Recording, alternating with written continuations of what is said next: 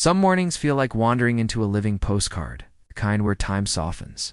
Yes. And you remember why settling in Pine Ridge felt like the right decision.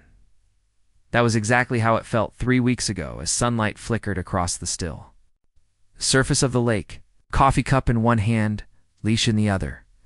After decades of long shifts and endless deadlines, retirement finally gifted me the blessing of slow mornings and a faithful companion.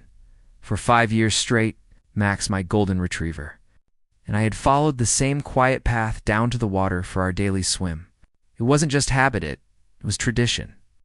That particular morning, though, unraveled quicker than you could say HOA policy. It ended, as these things oddly do nowadays, with red and blue lights shimmering across Pine Ridge Lake like restless fireflies. 2 officers stood on the shore, staring at a row of bright orange poles jammed into the sand. And there was Karen Pitono, overzealous HOA, president flailing like a conductor at the height of a chaotic symphony, sisting half. The lake was hers. Officer Thompson, holding a survey map, raised his brow higher by the second. Yes, that was the peak of the story.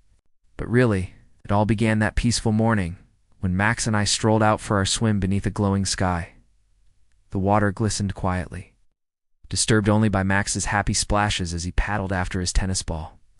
His coat shone gold in the sun, as though he belonged in the lake itself. And truly, he did. Then it happened.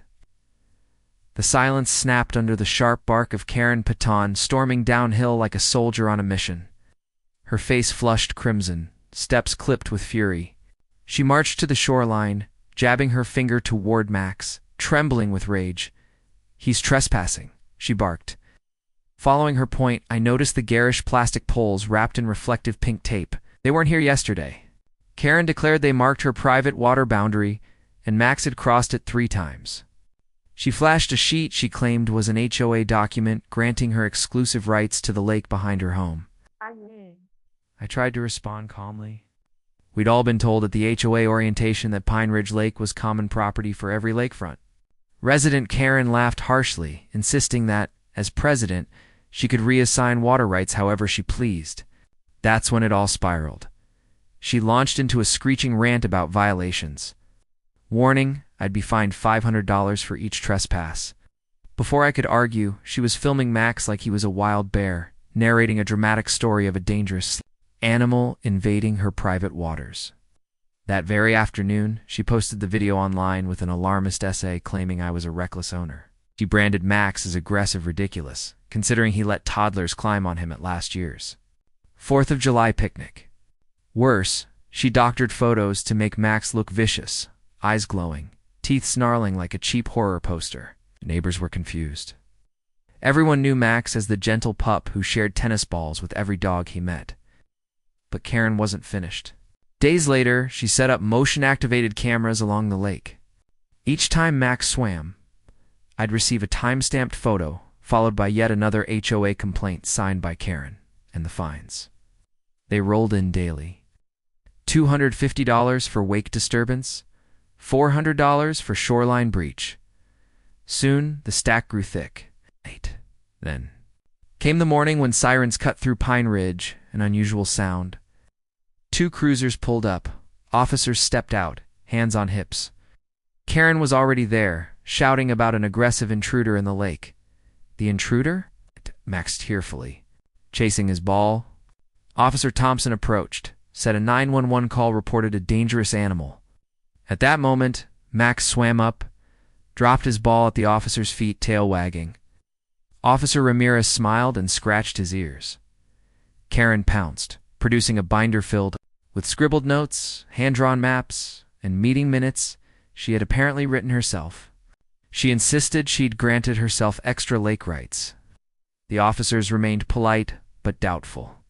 When asked for my documents, I dashed home and returned with the official county survey. It clearly labeled the lake as common property stakes. Still in place behind Karen's fake poles, Officer Ramirez called code enforcement, while Thompson photographed Karen's markers, flimsy plastic. No concrete, already tipping from wind. Karen's confidence wavered. Then came the reveal. The pink reflective tape still bore price tags from Craft Barn. Karen stammered, claiming the real markers were delayed. When asked for permits, she dodged. The officers checked county records. Again, common space, no special ownership. Code enforcement soon arrived and began writing violations: unauthorized construction, misrepresentation, misuse of 911. Neighbors gathered, some filming, others sharing their own Karen stories. Tom showed fines she invented for mailbox paint. Sarah displayed an email threatening foreclosure over unapproved roses. Karen had even made up an HOA flower list. The detective listened as evidence piled higher: fraudulent fees, fines deposited to her account, fake committees. Over $15,000 had been siphoned away. Then came the final blow-me-sues of emergency services: forgery, impersonating authority. The penalties soared past $25,000. Karen was arrested on the spot, bail pending. Handcuffs clicked, mascara streaked, and her reign ended in silence. Neighbors watched, some whispering thanks, others just relieved. The lake was ours again, and Max. He climbed the hill beside me, tail high, dropping his soggy ball into my hand.